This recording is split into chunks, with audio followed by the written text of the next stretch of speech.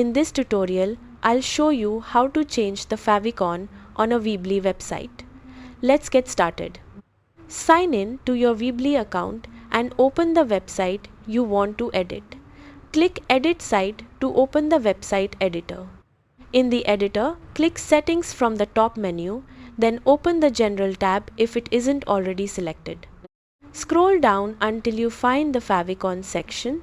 Click Upload and choose a square image from your computer to use as your new favicon.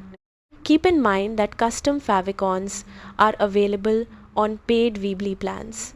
If you're using the free plan, you'll need to upgrade before you can change your favicon. After uploading your favicon, save your changes and publish your website.